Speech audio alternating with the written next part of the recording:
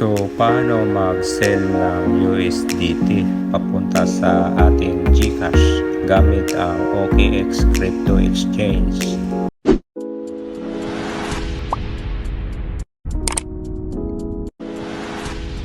So, punta tayo sa ating phone. Ayan. And then, tap natin yung utilities. Then, i-slide natin. Tap natin yung OKX. So, ito yung OKX wallet natin. And then, nandito tayo sa OKX home. Ayan.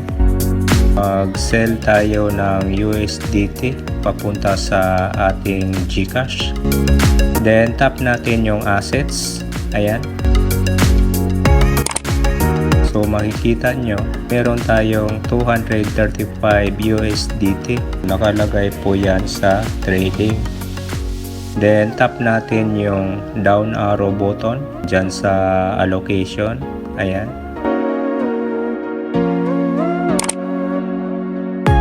I-slide natin pataas. Ayan.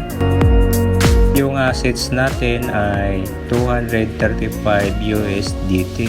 Katumbas niyan ay 13,426.17 pesos. Nakalagay po yan sa trading. Yung funding natin ay 0. So, bago natin ma-sell yung ating USDT ay kailangan muna natin ilipat yung ating USDT, yung nakalagay dito sa trading, papunta sa funding. So, kapag ang USDT natin ay nakalagay na dyan sa funding, pwede na nating i-sell sa P2P trading. Then, tap natin yung transfer. So, nandito na tayo sa transfer. Makikita nyo, from funding to trading, yung funding natin ay wala pong laman and yung assets natin ay nasa trading. So, pagbalik na rin lang po natin maging from trading to funding. So, tap natin yung button. Then, okay na. Diyan sa asset nakalagay ay USDT. So, okay na po yan. And then, dyan sa amount, tap natin yung amount box. Then, i-input natin 45 USDT. Ayan. And then, tap natin yung done. Then, confirm. So, transfer successful. Then, balik tayo sa assets. Tap natin yung arrow. So, meron na pong laman yung ating funding. And then, tap natin yung right arrow button. So, nandito na tayo sa funding. Makikita nyo, meron tayong 2,570.16 pesos. Katumbas niyan ay 45 USDT. So, yung USDT na yan ay i-sell natin sa P2P trading. Tap natin yung arrow. Then, tap natin yung OKX home.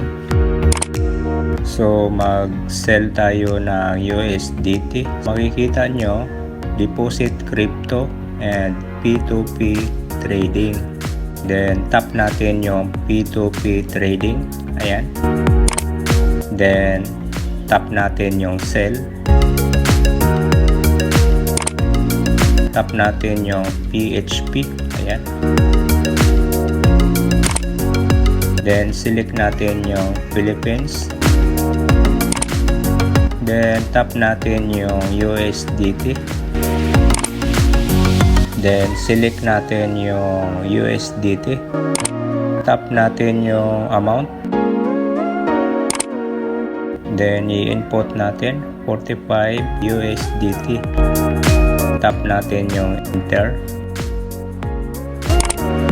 Tap natin yung payment methods. Then, select natin yung GCash. Then, apply. pwede na nating i-sell yung ating USDT sa mga buyer. Pwede kayong pipili ng buyer. So sa akin ay select ko yung crypto natin to. Ang unit price niya ay 56.96 pesos. Then tap natin yung sell. Lagay lang natin sa max. Then tap natin yung sell USDT with 0 fees. Then sell confirmation. So check lang natin yung unit price, available USDT, total amount, and payment method. So kung okay na, so walang mali, tap na natin yung sell. Then verify with passkey. Then tap natin yung verify now. Then continue with touch ID. So i-confirm lang natin, okay na. So ito yung buyer natin, pending for buyer's payment. So antayin natin yung payment. So yung timer na yan, pag naubos yung time ay cancel din yung transaction. Then antayin natin yung payment. So punta tayo sa ating GCash, tingnan natin kung pumasok na yung payment. Then tap natin yung button, then double click natin, then tap natin yung GCash.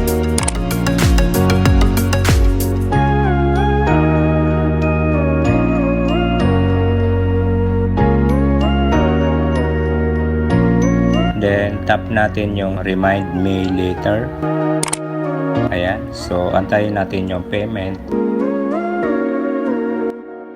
Ayan po, so i-refresh lang natin, push natin pababa. Ayan, okay na. Nag-notify din yung ating buyer, meron na po siyang attachment, order payment, completed na po. Then tap natin yung transactions, tap natin, then okay na. Balik tayo sa OKX natin, tap natin yung button, then double click natin, then tap natin yung OKX, tap natin yung chat ni buyer, and then tick natin yung box, then okay, mag chat tayo, ilagay natin thank you, and then tap natin yung release now, tick natin yung box, then release crypto, verify with passkey. So tap natin yung verify now, then continue with touch ID. So i-confirm lang natin. Ayan, okay na. Nag-reply na rin si buyer. Then maglagay tayo ng okay. So tap natin, and then maglagay tayo ng emoticon. Ayan, okay na. Tap natin yung arrow, then tap natin yung view assets, tap natin ulit yung view assets, rate your experience, ilagay natin positive, then submit, review submitted, then tap natin yung view assets. So ito yung actual balance natin, and then bawasan ng 45 USDT. So yan na lang yung remaining balance natin, and then punta tayo sa OKX home, tap natin. So okay na, then close na natin, tap natin yung button. Ayan.